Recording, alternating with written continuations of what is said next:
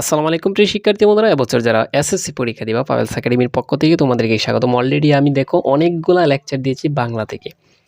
কবিতা জীবন সঙ্গীত কে লেখছে, এই কবিতা থেকে তুমি সৃজনশীল মাত্র কয়েকটা পড়বা এবং এমসিকিউ পড়বা কি পড়বা না আমি বলে দিচ্ছি। বলে রাখি, যারা মূলত রাজশাহী বোর্ডে আছো, ঠিক আছে, তারা এই অধ্যায় থেকে সৃজনশীল পড়বা, এমসিকিউ পড়বা, ঠিক আছে।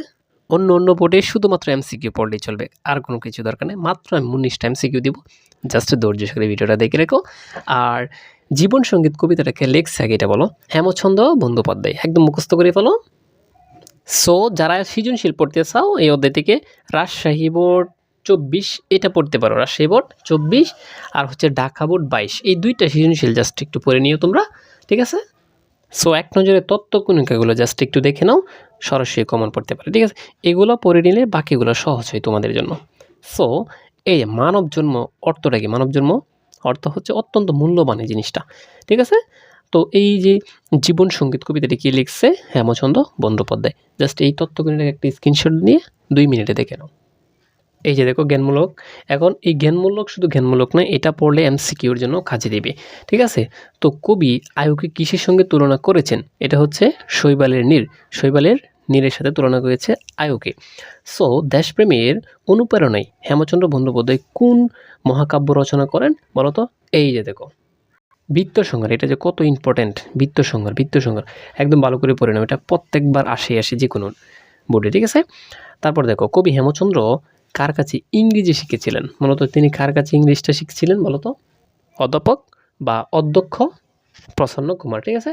তারপর দেখো জীবনের উদ্দেশ্য কি নয়, জীবনের উদ্দেশ্য মূলত কি নয়, সুখের আশায় বিপদ ডেকে আনা। আসলে এটা রিয়েল কথা, রিয়েল কথা। সো তারপর যেটা পড়বা, এই যে ধারা শব্দের অর্থ হচ্ছে স্ত্রী, ধারা শব্দের অর্থ কি? স্ত্রী। বীর্যবান শব্দের অর্থ কি? শক্তিবান। মহিমা শব্দের অর্থ কি? গৌরব, ঠিক আছে। আচ্ছা এই যে দেখো এটা ভালো করে পড়বা।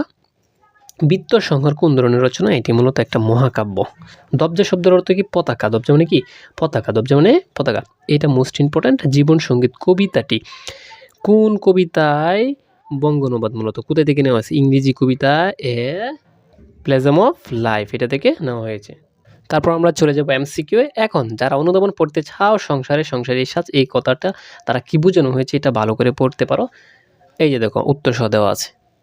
এখন আমরা 19টা এমসিকিউ নিয়ে আলোচনা করব।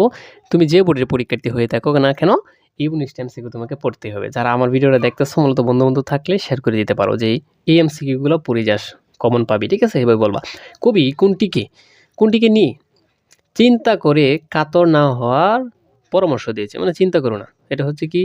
অতীত সুখের দিন, মানে অতীতে তোমার ভালো দিন গেছে, এটা নিয়ে চিন্তা করার আর কোনো দরকার নেই, গেছে তো চলেই গেছে, এরকম বুঝাইছে, ঠিক আছে। মহিমা শব্দের অর্থ কি? মহিমা শব্দের অর্থ হচ্ছে গৌরব। আশা করি বুঝতে পারছো। আচ্ছা তারপর দেখো জীবন সঙ্গীত কবিতায় পাত্রস্মরণীয়, হ্যাঁ, পাত্রস্মরণীয় হওয়ার জন্য কোনটিকে গুরুত্ব দেওয়া হয়েছে? এটা হচ্ছে কর্মকে।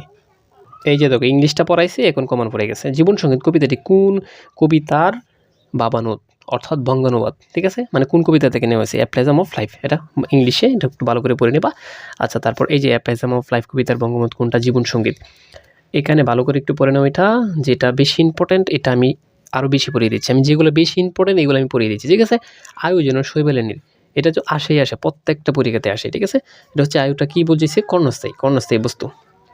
আচ্ছা তারপর দেখো আকিঞ্চন শব্দের অর্থ কি? এটা পর আকিঞ্চন শব্দের অর্থ কি বলতো? চেষ্টা, আকিঞ্চন করো। দপ্তর শব্দের অর্থ পতাকা, নিশান, পতাকা বা নিশানও বলা হয় এটাকে, ঠিক আছে। সো প্রিয় শিক্ষার্থী বন্ধুরা, সো এই যে দেখো মাত্র 19টা এমসিকিউ পড়ে যেতে পারো। এখন তোমাদেরকে আমি কথা বলে রাখি, যারা মূলত বাংলাকে নিয়ে মানে অবহেলা করতেছো, বাংলাতে অসংখ্য স্টুডেন্ট প্রতি বছরে ফেল করে, 20 থেকে 30,000 শুধু বাংলা এমসিকিউ ফেল করে, বাংলা প্রথম পত্রে ফেল করে, বাংলা দ্বিতীয় পত্রে ফেল করে, শুধু এমসিকিউ বুঝে না তারা।